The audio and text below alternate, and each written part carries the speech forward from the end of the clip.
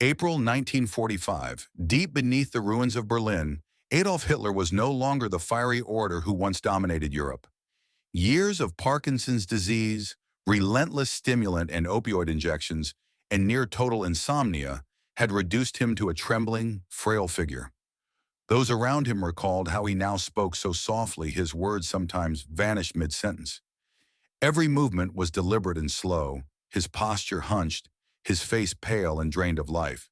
This was the same man whose voice had once mesmerized stadiums. As Allied forces closed in, Hitler's body began to betray him completely.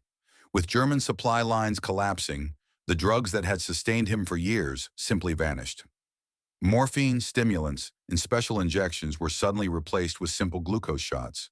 The result was immediate: violent spasms, constant sweating, crippling nausea, and profound weakness. This was not just a physical crash, but a full-scale withdrawal from a decade of chemical dependence. Even his legendary willpower could not disguise the visible suffering. Yet in this ruined state, Hitler continued to issue orders. In the bunker, he demanded fight to the last man, defenses, conscripting children, the elderly, and ordinary civilians to hold Berlin street by street. His top commanders urged evacuation and retreat, but he refused, believing that struggle alone gave meaning to defeat. And yet, despite his body's collapse, the documents he signed on April 29th remained legally precise and coherent. His political will and personal testament showed clear handwriting, detailed instructions, and careful legal structure. It was proof that his basic cognitive abilities survived even as his nervous system failed. But the physical deterioration was undeniable. Witnesses described trembling hands unable to hold a glass, a voice trembling and distant, and a face that had lost its color and expression. Hitler had become a shadow of the man who had once ruled Europe with an iron grip.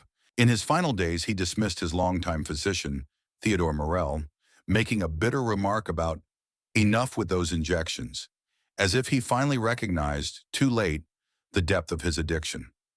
Without the opioids that masked his pain, without the stimulants that gave him artificial energy, and without the sedatives that allowed him even brief moments of sleep, his body entered systemic collapse.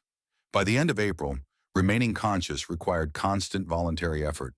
Each movement accentuated the spasms and tremors. Each attempt to speak demanded concentration. Those who saw him in these last days described a man weak, almost mute, and unable to move without assistance. Fragments of footage confiscated after the war show uncontrollable.